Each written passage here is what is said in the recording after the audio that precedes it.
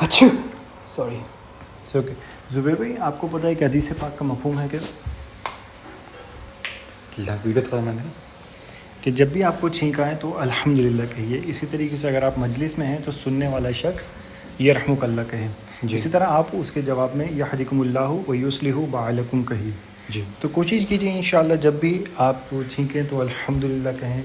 अगर आप किसी को छींकते हुए सुने तो यरहमुकल्लाह के अल्फाज अदा कीजिए इंशाअल्लाह।